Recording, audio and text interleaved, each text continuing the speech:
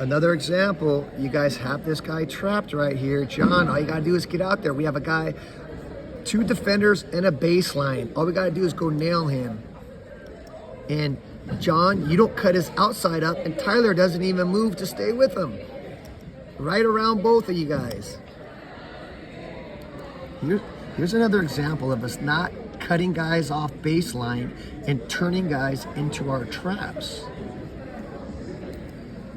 So John, you're on the guy, and Frankie's one step right here. Your job is to not let him beat you on the outside.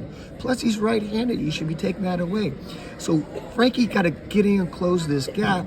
So the only way this guy goes around us, and he shouldn't, is around the back side. Watch what happens.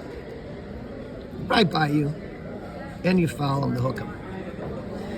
We gotta play better defense. Here's another example of passing and screening away. So you know he's gone, so you know the trap's coming. Now, we are not super tight on the trap. This guy's looking, you know he's trying to make a skip pass on us, because you know that's the guy that's open, but look how far Frankie is off it, and Tyler is not fully committed to the trap. So now we get close. Frankie gets a hand on the ball still, because he's long arms, but even if we're tighter, we're gonna get that sucker every time. Once again, Frankie's off, but luckily he's got tall arms off a shorter player, so he can afford it more than others, and we still get a deflection off that trap as they try to throw the skate. Here we're gonna have a few trap situations.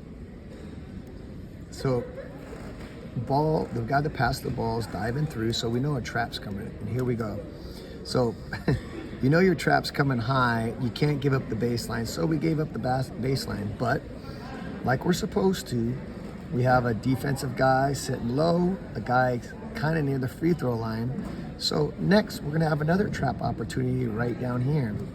Problem is, he beats him, and then he waits for him to come deep.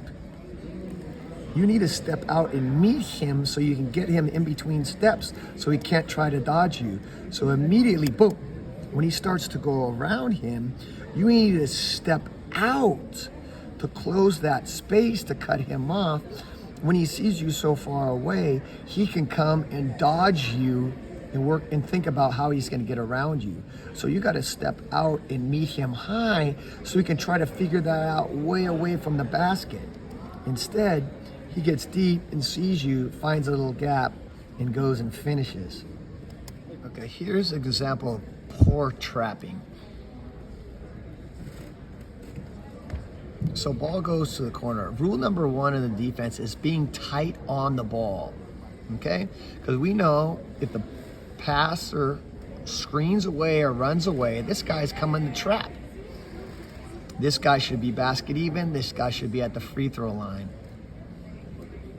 So our guy's ready to go trap.